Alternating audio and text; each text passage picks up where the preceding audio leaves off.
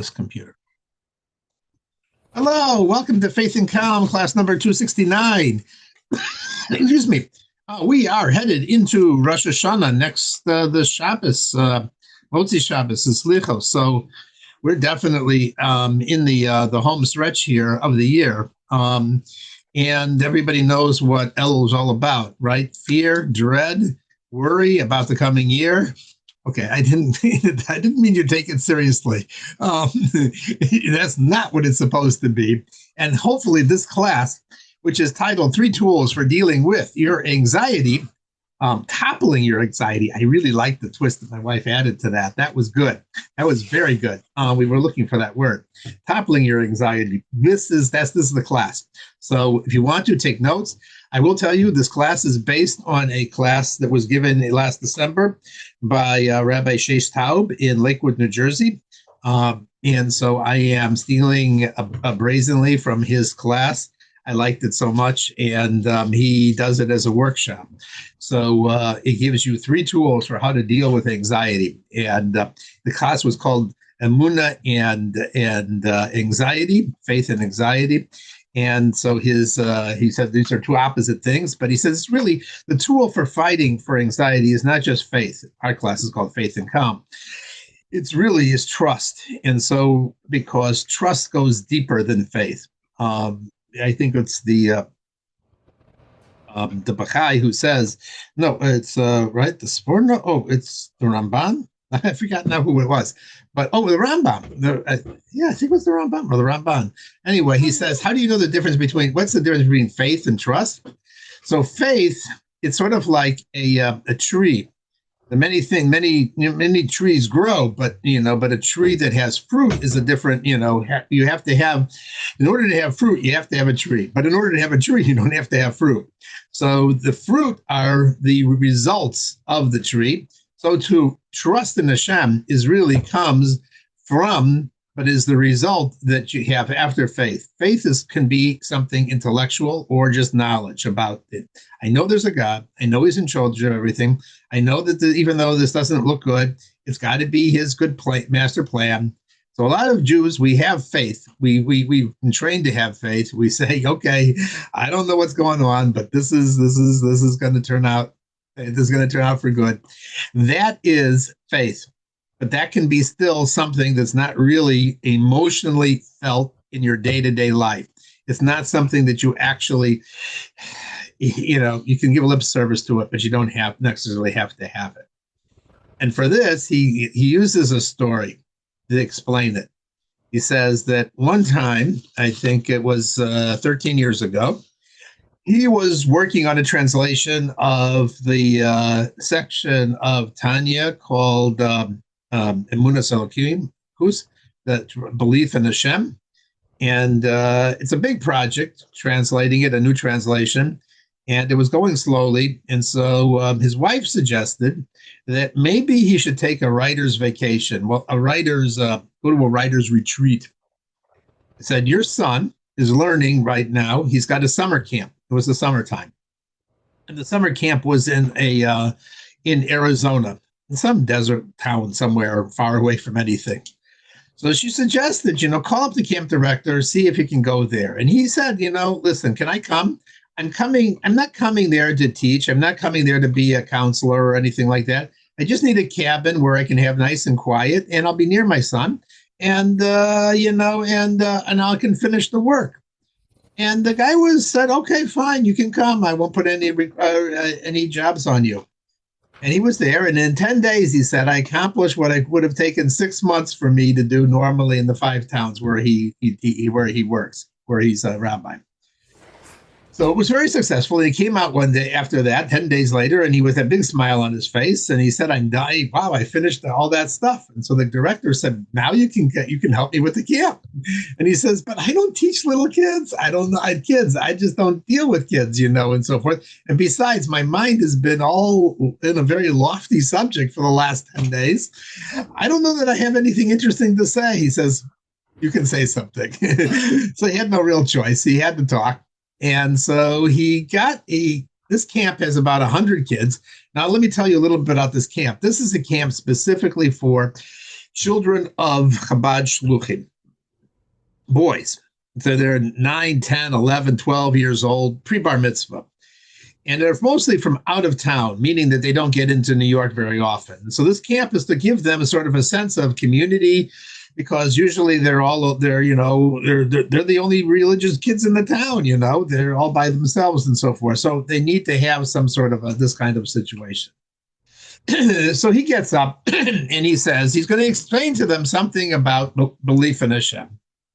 And so he starts out with a question for them. He says, listen, let's say you have a younger brother who's like 5 years old, and he asks you the question as follows. He says, where is God?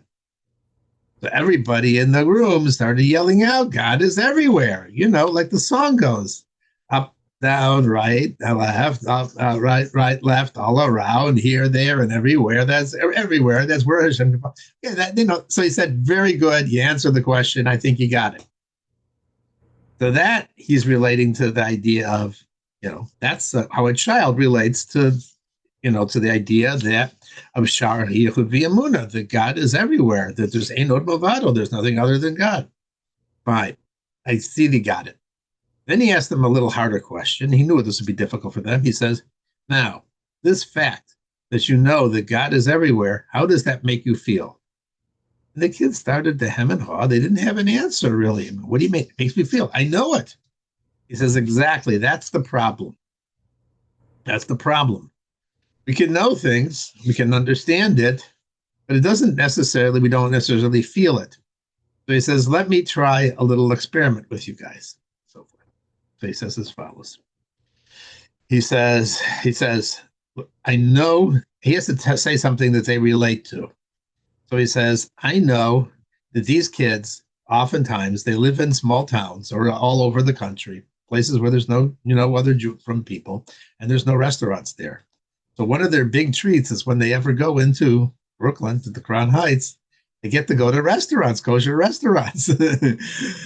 So he gives them a little exercise as follows. It works as this. He says, listen, let's say you're in Brooklyn, you're in Crown Heights, and your mother asks you, and asks all the kids in the family, she asks you, where do you want to go to eat? You want to go for pizza, or do you want to go for Chinese? Right? Classic question. They all related to that question. He says, but when mother asks you that, you start thinking. You say, wait a minute, I got to think about it a moment. And he says, why do you tell your mother that you have to think about it for a moment? I mean, you know what pizza is. You know what Chinese is.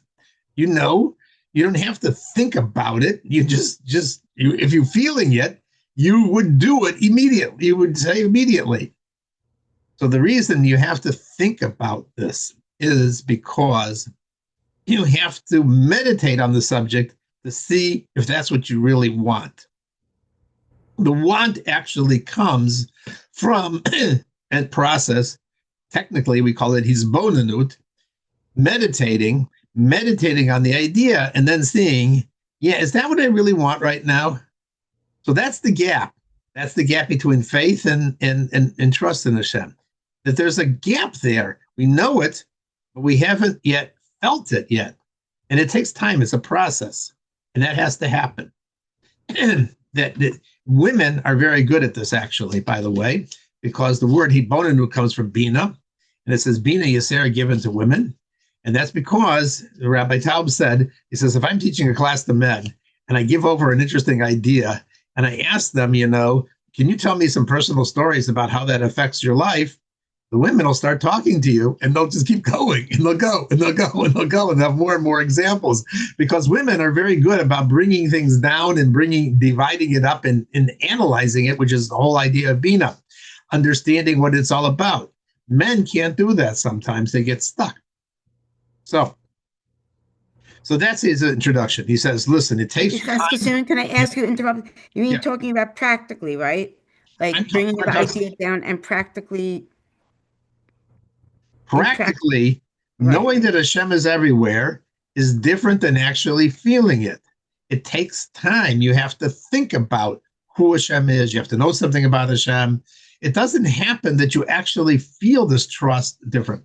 So he tells the kids the following. He goes as follows. He says, listen, He says, he says, do the following. Since it takes time to do it, I want you all to spend a minute and think about God is everywhere. And then at the end, after a minute, he called on one or two boys and he said, now, what do you feel about this? And the first kid said, I feel joy. The second one said, I feel trust. The other one says, I feel confident. I feel safe. And he says, that's wonderful. In other words, you did it. Just like with the food, if you think about, the more you think about God and you think about how he's in every part of your life, that's what makes it real for you. It's not real. It's not emotionally felt. It's not internalized until you think about it. That is the secret. And he did this for the whole group. And they didn't want to stop. They thought, he thought he was going to do one or two kids, and every single kid wanted to say something.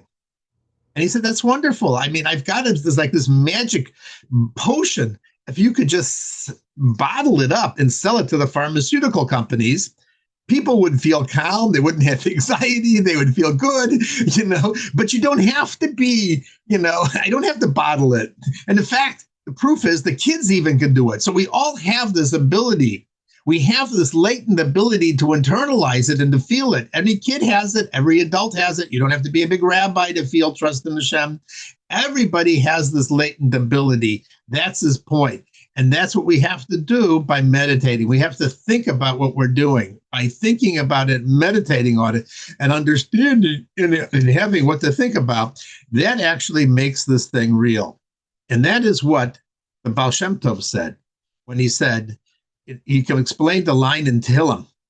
David HaMelech says, Shavisi Hashem negdi tamid. I put God in front of me always. What does the Baal Shem Tov say? Sounds nice. It sounds like a command. Put God in front of you all the time. He says, no. It's an opposite. It's a different thing. To have God present in your life everywhere all the time, that makes you shava, shavisi. It means equal. Emotional equilibrium comes from the fact that we're always putting Hashem in every situation. We're thinking about how Hashem is in every situation, every place where we are, every time that what we do. That makes Shavisi Hashem Negdi Tamid. I feel equilibrium everywhere I am, at every place I am. Because you see, here's the problem. People are sometimes thermometers and sometimes people are thermostats. A thermometer is always reflecting what's going on in the world. It just measures the temperature. And that's often the reactive mode that we have. When somebody says something bad to us, or somebody says insulting things, when something bad happens to us, we're like a thermometer and we register that thing and so forth. And sometimes we don't even have to think about it. We're just thinking about it all night long, And at 3 o'clock in the morning, you wake up and, and all of a sudden you're meditating and negative thoughts come and negative emotions come because the more you stew on the thing, the more it becomes a reality. So that's what we're saying. If that's the reality, if we're a reality, not in a God-centered reality, but we're rather in a world-centered reality or a self-centered reality, then yes, we have anxiety, we have fear, we have pain. But when we're in a God-centered reality, we're meditating, but now we're meditating to see the godliness in the thing. That causes faith and trust and confidence in Hashem. And that's what we're doing when we say, Shavisi Hashem Negdi Tamid. And he brings a story to actually illustrate this. There was a famous chassid. His name was Mendel Futterfass. I never heard the story before, but he said everybody knows the story. And he was in the Gulag. And when he was in the Gulag, in the Gulag, they had all sorts of different people there. Of course, there were criminals there. There were murderers there. There were thieves there. There were also politicians there. There were communist leaders there. There were scientists there, professors there. All kinds of people were there in the Gulag. One of the professors there once said, I've been watching you, Mendel Futterfass, and I want to understand. I have a question.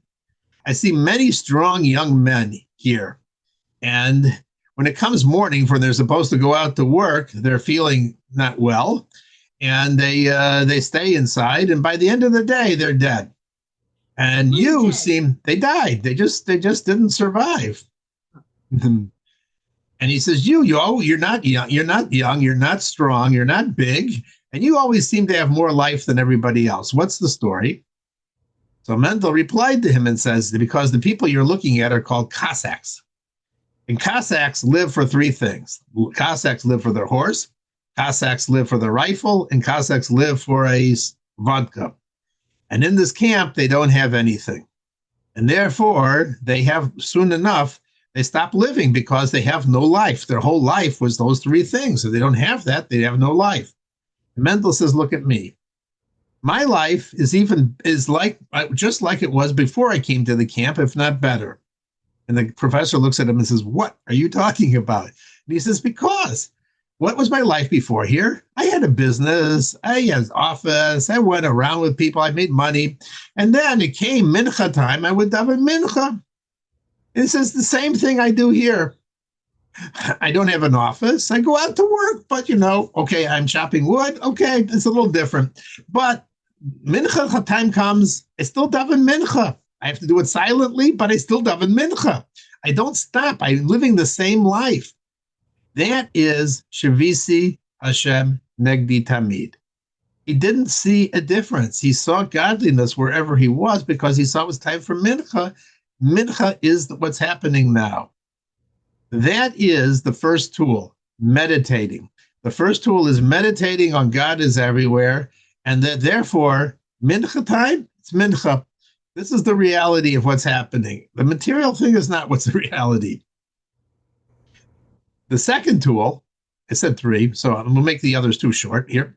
The second tool is, it says, that in Mishlei it says, Dagos Hashem Yisachena. Dagos HaNefesh Yisachena.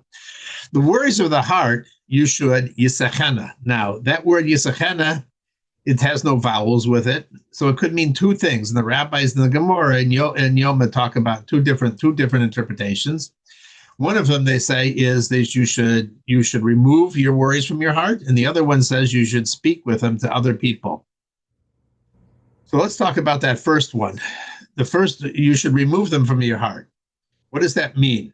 So like I said before, meditating on these worries and meditating on these things makes it more real, just like it makes the pizza more real and it makes the worries more real, and Chinese more real. Everything, it becomes more real. Everything becomes more real the more you think about it. And Rabbi Taub gave a nice little example of this. He says, people think that pain and suffering is the same thing. He says, pain is not the same thing as suffering. What is pain? So he gives an example. Pain is something you have no control over. Pain happens to all of us. For example, you're walking across the room at night, your mother, it's carpeted, so you're walking in socks, whatever, and when you accidentally step on one of your kids' Legos that he left out. Now, that is painful. What is suffering? Suffering is the stories that you start telling yourself after that, meaning, I'm such a fool. I'm such an idiot. I can't control my children. I get more stories. And they do something psychologically he calls stacking. You keep stacking and stacking and stacking these more and more things. That's the suffering. The suffering of the stories and the things we tell ourselves after the pain. So yes, there are bad things happen to you. But you know what? Get busy doing good things. When you're doing things and you're not meditating on it and mulling over it and ruminating on the subject, that is when then you get, it disappears. But if you ruminate on it and you think about it, you start telling stories to yourself and stacking the story on yourself, then yeah, it's gonna grow into something real, just like meditating on God makes him real, and the trust in him that can also go the opposite way. And you don't want it to go the opposite way. So the rabbi's suggestion in Mishlei is, yeah, Yisachena, remove it. Don't get busy doing what you need to do. Don't start thinking about my boss and this and that, thinking, and it just goes on and on and on. And and it ruins one's life. That's suffering. And by the way, pleasure is not the same thing as joy either. Pleasure is, a nice cheesecake, fun, whatever, but it doesn't necessarily last. You can eat another slice, and all you do is feel terrible. It never brings joy. Joy only comes from doing what you need to do, your mission in life. So pleasure, the people, a lot of people, if you look at the TV and the Hollywood industry, they're selling pleasures left and right. And some of those people in that industry are just not happy at all. They're not joyous. They're having one pleasure and one thing after another. They keep looking for pleasure to actually bring them happiness and joy, and they're not finding it. So it's a sad thing. I thought that was an interesting point. And then he concludes and he says the third tool is yisachena, means speak to others, because sometimes the problem is bigger than just getting rid of it out of your mind. You actually have to do something about it. But so what you should do is talk to other people. Talk to other people who empathize with you, who care about you. You know, teachers accomplish the most when they actually care about their students. They care what's happening to them and they listen to them. You have to listen to somebody who's empathetic, who actually wants to hear what you're talking about.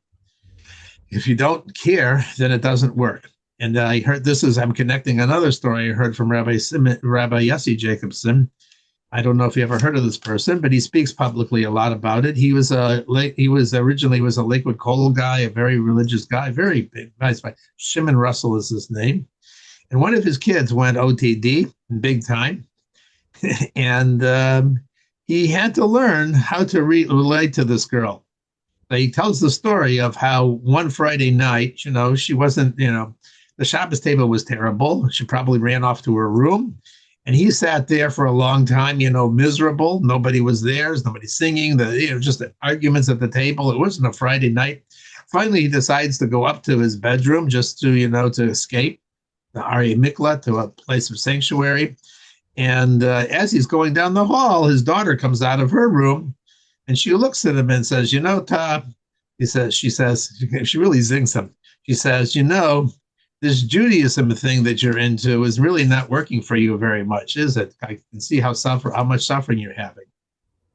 And he went into the room and he became a Baal Tshuva because he realized, it's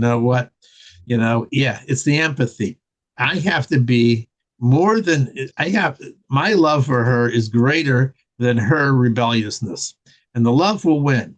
If I focus on that rather than on the rebelliousness, then we'll have a relationship. And it changed everything in the family because he realized, my job is I'm not in control here. God is in control. God is going to take care of the story. And I have to just let go and do what I'm supposed to do, which is be a father for this daughter. So that is the empathy for the daughter, the empathy for the other people. The empathy is what causes them to actually change and transform. And that is what children definitely need these days more than anything else. They need our direction, they need our wisdom, but they more than anything else need to have somebody empathetic who will actually listen to them and will actually care about them rather than about making the daughter into the tzaddikus of the town or whatever else it is, and so forth. So sum it up, 3 tools here. One is meditating about Hashem, meditate positively that he's in charge, he's in control, he's doing everything, and that should make you feel very comfortable and in charge, because even when it doesn't look like it in our little mental way, he's nevertheless in charge. The second one is Yisachenu, don't stack these stories. Stop making yourself suffer. There are pains, there are bad things that happen, there are people who have really things that really are troubling and so forth. But the more you meditate and ruminate on it, the more it stacks and the more it becomes a bigger thing, the more it becomes real and it becomes part of it. It affects us emotionally and everything else. And if you can't do that, then yes, find somebody to just talk it out, some talk therapy, or somebody who actually cares about you and wants to listen to you and wants to hear what's going on with you. Those are the 3 tools that I was taught this week, and I thought that was a good story for preparation for Elul, and to getting ready for Elul and approaching Elul with a proper meditation and understanding. And then you can put that into your prayers too, to understand that it's time for us to really refocus on a relationship with God and to have a kasiva v'kasima l'shashim tovu v'sukkah. And with that, I was going to turn over to my wife, and she disappeared. It really was. Okay. Mrs. Goodfriend? Yeah. Did you see my message from yesterday? No, I'm so busy at school. I don't even look at my cell phone. I just, I'm so crazy, I figured it's the first 2 days you're getting to know the kids and know Yeah. their names, And and also it's yeah, it's upside down. So I will. it's upside down. No, how many classes are you doing I do this one year? grade. I do one grade and I advise the preschool. But anyway, I wanted to start. So Okay, sorry. anybody have any Just because, questions? yeah, okay. Okay. So okay, so I'm gonna first of all I love that that's what Shimon said that on Shabbos, and I'm so lucky that I got to hear it twice because I thought it was, excellent advice. Um, I'm gonna begin with the four things that I always begin with, and I'm gonna go through I'm going to speak about very similar things to Yehezkel Shimon. So, so number one, we're in an incredible time. We are in the unfolding of the redemption, and nobody said it was going to be an easy time. The sages of old prayed that they wouldn't be alive at this time. Can you believe that? But we are. We have that privilege, and we are alive because Hashem trusts us that we're going to do something that the world needs. Each one of us, whoever's alive now, whatever Jew's alive now, Hashem needs you. Secondly, we have our own mission. Secondly, we're uh, uh, whatever. That's first and second. And third, we have all the tools that we need. We have the Torah, which is our guidebook, and we have the mitzvahs, which are our power tools. And finally, what we're doing tonight, learning about the redemption, is the fastest way to speed it up. So I want to say that for years the Rebbe has given advice. For years I've learned to say, the Rebbe in Elul, before Elul, the Rebbe would say to use Elul. Rosh Chodesh Elul was always 2 days long, and the Rebbe said to use those 2 days. Yes, it's always 2 days long. It's always the 29th of Tammuz and the first of Elul. And the Rebbe said to use those 2 days to do a cheshbon nefesh, an accounting of your life, an accounting of how you did in the past year. Any good business, a person who has a business always does such a thing. Not at that time of year, maybe, but always does it because you have to know what's been working and what's not been working. And so I've heard that advice for years, and I've given that advice for years, and I have never done it. I never did it in earnest. And I sat down, not on Rosh Chodesh, not on Rosh Chodesh Elul. I didn't get around to it until a couple of days ago, and I couldn't believe how helpful it was. I absolutely couldn't believe it. I made, you're not going to be able to see it. Oh, here it is. Yeah, well, a little bit you can see it. On one side, I put things to continue, what worked, and then the other side, things to reject. And the Rebbe gave marvelous advice. He said, it's daunting to think about making an accounting of your year, of a whole year. It's absolutely daunting. But the Rebbe said, if you begin with the most recent weeks, the most recent month, you'll be able to remember that, and that will jog your memory for what came before that, and that will jog your memory for what came before that, and that'll jog your memory. I've gotten back to Purim, but I still have a lot more to do. But it was it anyway. So I cannot tell you how helpful it is. I cannot tell you. It's amazing all the good things you did that you forgot, the good habits that you picked up, and then all of a sudden they floated away. And this is a way to recapture the good and get rid of the bad. So anyway, I've had a challenging couple of weeks, and it's not only the It's a beginning lot to remember. of I don't mean to interrupt, but really, you can think back and remember all these. So I want to tell you that I didn't think I would be able to. I certainly didn't think I would be able to, but I took the Rebbe's advice. I started with Elul, Most and then recent. I thought about what's something that happened in that month, and then I remembered something that happened in the month, and remembered different things. I cannot tell you how much I remembered by doing it that way. And then I thought, oh, what came before that? Oh, I went to the Poconos, and what were for a couple of days, and then I thought about, oh, I remember those things. And it really, so far I've done almost half a year. It's really fun. I'm shocked. So anyway, and it's so worthwhile. So anyway, so in the past couple of weeks, I had a lot of things that I didn't like that happened, And my soft spot is always in health, right? And that's one of my soft spots. And so and inexplicable things happened one after another. And it was like, what's happening? I'm about, either I was about to start school or I already started school. And these random things happened that were like, oh, I need all my tools now. And what, why am I being tripped up like this? And and it hasn't happened to me for a long time. It hasn't happened to me for, thank God, for a very, very, very long time. But I started questioning what Hashem is doing to me. I don't get it. It's like, I thought you would be helping me in this. And why is all this happening? When I start, even years ago, it hasn't happened to me, thank God, for a very long time. But I took a picture of it. Do I have it here? I took a picture of years ago when I was going through really thick stuff. I made a little sign and I hung it on my bed. You're not going to be able to see it, of course, because this thing is never Oh, behaves. we can't see. I know it never behaves. This little machine, for half a second, it'll behave. Oh well, I'll just tell you what it says. It's Will it's you? Thank you. it's exactly what Yeskel Shimon said. I put it during tough times, about probably about a decade ago or more. I put out these little notices on my door. Don't did I put it? No, it's not there. He didn't put it up. Okay. Don't make a cheshbon. Don't be an accountant against Hashem. You did this, and then you did this, and now this, and now this.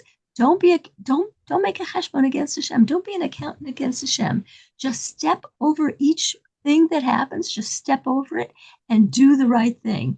Switch from Miss Investigative Reporter to Miss Pragmatic. Instead of, like, what is he doing? Why did he? It's Hashem. It's not anybody else. Hashem did this to me. He didn't have to do this to me. Why did he do this? So skip over that. Just skip over Miss Investigative Reporter over Hashem and switch to Miss Pragmatic. What can I do? And then I wrote underneath it on this. I'm going to try once again. I wrote underneath it. Almost. There it is. It's whatever. mentioned. I wrote underneath it. Being alive means it's your turn at bat. Fire away, slugger. Viva Simcha. Expect good. So it's like, if the negative things happen, you have to imagine yourself with this baseball bat, and you're gonna bat him out. I really don't care. I see you're a negative thing, but I'm not separating from Hashem. And you just bat them out of the field, and you stick to Hashem. And it's so funny. I was trying to that's my theme for first grade. It's always been my theme. You're not gonna be able to see this either, probably. It says, stick to Hashem. Stick to Hashem. Yeah. Is it backwards for you? No, it's no. Okay, right. Good. So it's stick to Hashem. So I told AI, I want something to post, whatever. I want something that says stick to Hashem. And I want it to go like, from this to this. We're not like this. We're like this. Oh. And we're not like this. With Hashem, we're always like this. We don't separate from Hashem. We don't separate our thoughts and our mood and anything else. And AI gave me a marvelous thing right away. And then with one mistake, I think it's purposeful. So you'll get the more expensive AI. But it would never give me the two fingers together. It would only give me the two fingers apart and then sort of together. I gave it commands again and again and again. Just stick those fingers together. And it would not do it. And I thought, there's a message in this from Hashem. Hashem is telling me, Shalom Asidus, you're not really together with me. It's like a loose togetherness. You got to get your act together and be like this, because otherwise it does not work. So who's your AI that you asked? Just ChatGPT. And so what was that? ChatGPT.com. ChatGPT.com. It's famous. So also when I was going through these, and believe me, we're talking very recent. When I was going through this stuff, these inexplicable things that were happening, I remembered Shlomo Yehudis a long time ago, because it's weakening. It's really weakening. If you start questioning Hashem, you get weaker incredibly. It's just like it saps you. It's unbelievable. And to the extent that Haskell Shimon noticed, he said, "I need my happy one, whatever. I need to." It sapped my. It was harder to be happy. So I remembered that years ago I wrote I wrote an essay, and if anybody wants it, I will send it to them. Can't find the front page. Oh, here it is. You're also not going to see this. It says No, we triple your, do. oh, good. Triple your Temple vigor in year. 3 weeks. Triple your vigor in 3 weeks. Triple It's a very short essay, only 3 pages long. And this is what it's from. One night I went to sleep and I wrote an essay in my dreams. I wrote an entire essay in my dreams. I wrote an essay. And I woke up and I thought, wow, that's interesting. It was an interesting essay. I'm going to write it down. And I wrote it down. And this is Wow.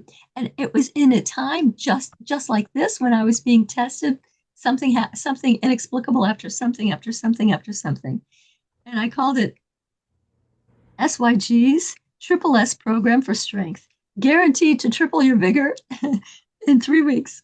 And there's three S's to this program. And the first S that I came up with, this is in my dreams, mind you. I wrote it in my dreams. It's like, anyway, the first S is slow down. When we're under stress, our minds are flying. We're flying from one thing to the other.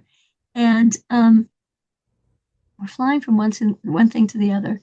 And I found that a very, very, very powerful thing is if you feel yourself under tremendous stress, just do something extremely slowly, like walk to the other room very slowly, do something or eat something do something very, very, very slowly. And it is very, very calming. It's a very, very calming thing.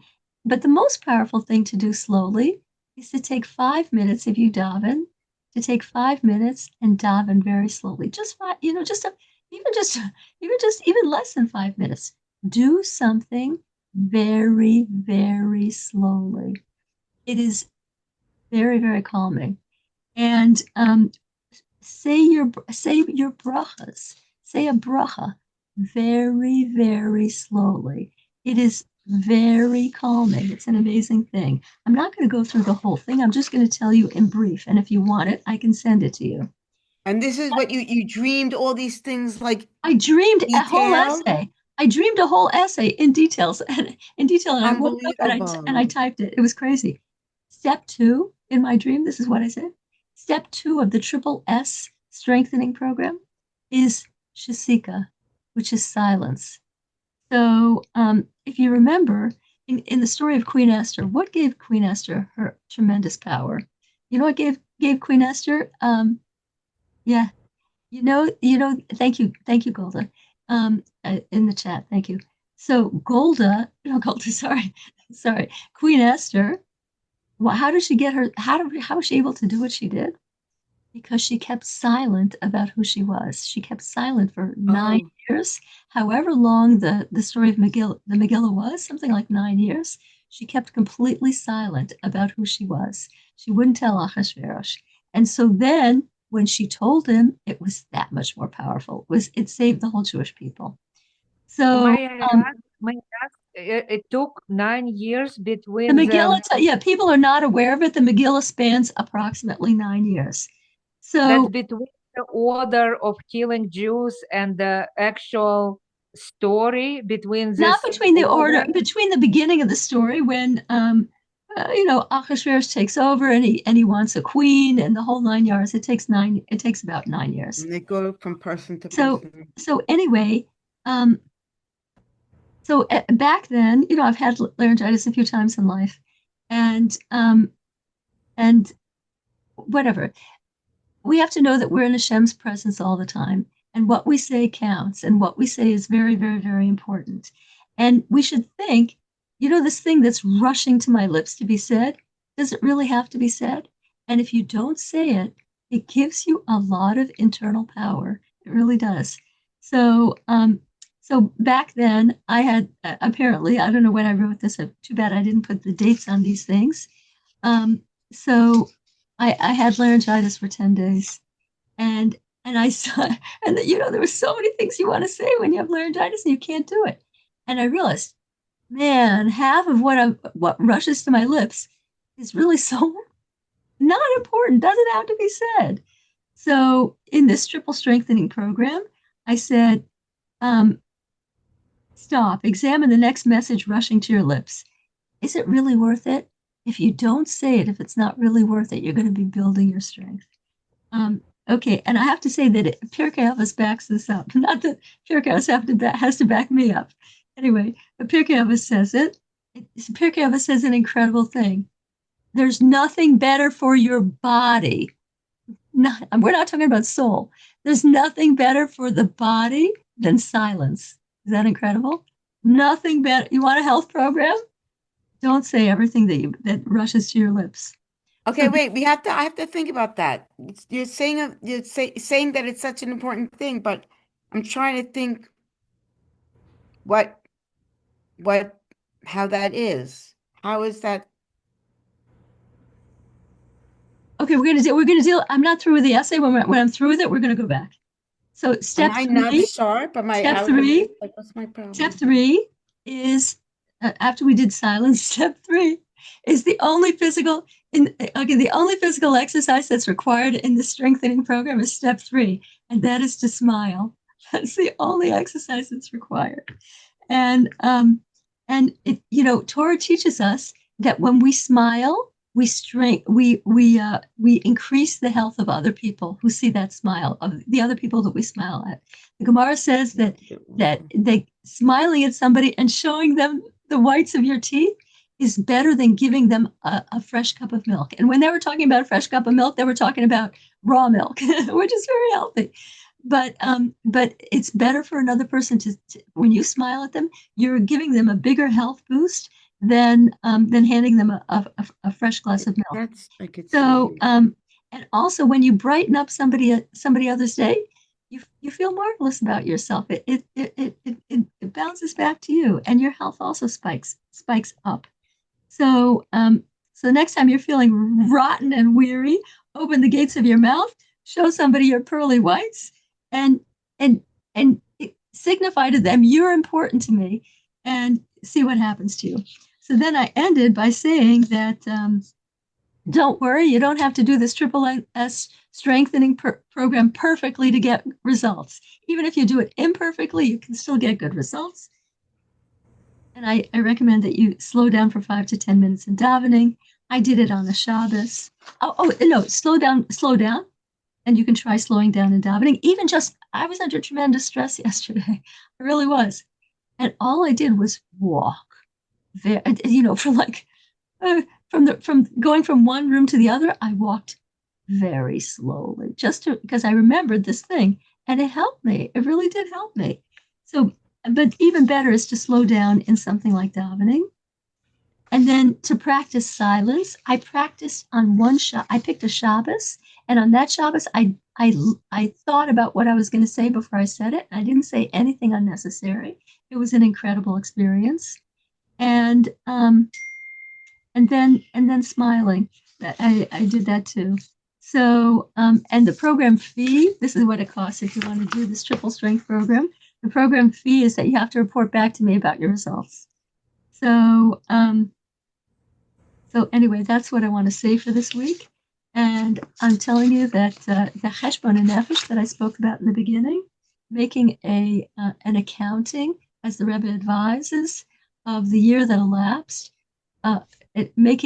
starting with the most recent month, and that will jog your memory for the month before, and that will jog your memory from the month before that, of things that went well and things that you would like to abandon. And I did it, as I told you. I got as far as, there's only one page of it, but I got as far, this funny camera. So anyway, I got as far back as Adar, and I have to continue it. But it was I never did it because I couldn't imagine putting the time in because I'm so busy, but it was so worth it. Anyway, so I want to leave you with that and wish you a happy Elul. You know, and Elul, the commandment of Elul is to search for Hashem. Just look for Hashem and look for Hashem in your life. And oh, I should probably show you that. Do I have 1 second?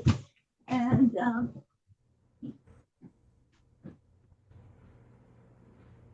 in school, I have the kids make, since in Elul, our job in Elul is to find Hashem